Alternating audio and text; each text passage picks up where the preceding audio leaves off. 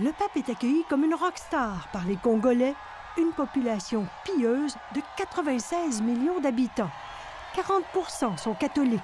Des dizaines de milliers de croyants ont bravé une chaleur suffocante pendant des heures pour voir passer la pape mobile.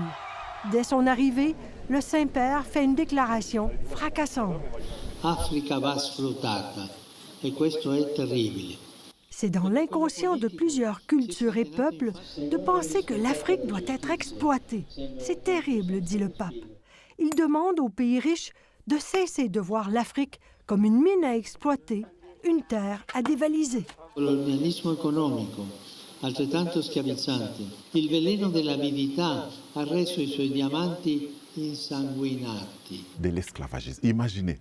Comment vous avez réagi en entendant ces mots-là? Moi, je dis, enfin, quelqu'un qui comprend la situation du Congo. Le prêtre d'origine congolaise vit au Canada depuis 30 ans. 30 ans qu'il essaie d'expliquer à ses amis et collègues canadiens les horreurs qui se déroulent dans l'est de son pays. Une région extrêmement riche en minerais où des militaires et des dizaines de milices, certaines appuyées par l'armée rwandaise, se battent pour le contrôle des mines.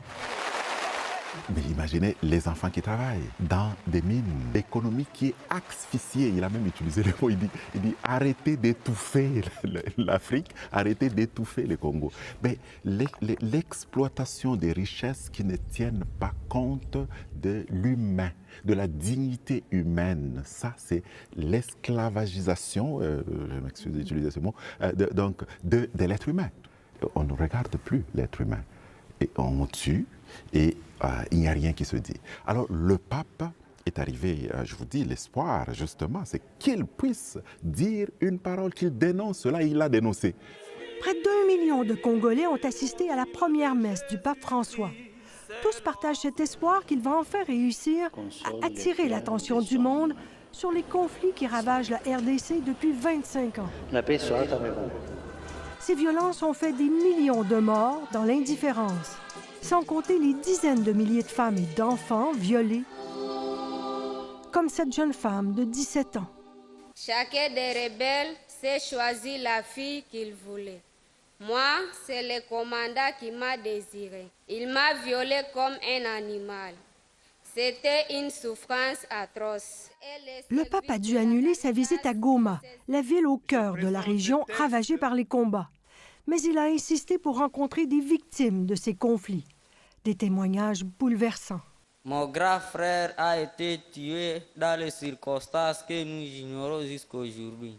Mon père, lui, a été tué à ma présence. J'ai suivi comment ils l'ont découpé en morceaux, puis sa tête tranchée a été dans une marmite. Je pardonne aux bourreaux qui m'ont kidnappé pendant 9 mois. Je dépose devant la croix du Christ vainqueur le couteau identique à celui qui a tué tous les membres de ma famille. Grazie. Grazie. Merci, dit le pape, pour votre courage et vos témoignages. Face à la violence inhumaine que vous avez vue de vos yeux et éprouvée dans votre chair, on reste sous le choc. Il va conscientiser les gens.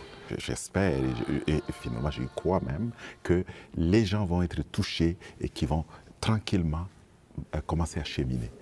Cheminer vers une paix qui permettrait aux victimes de cette exploitation humaine de soigner leur traumatisme, comme ce jeune homme qui a vu son père se faire décapiter et qui a perdu sa mère le même jour. Saint-Père, c'est horrible d'assister à une pareille scène. Elle ne me quitte jamais. La nuit, je ne sais pas dormir. C'est difficile de comprendre une telle méchanceté. Ici Sophie Langlois, Radio-Canada, Montréal.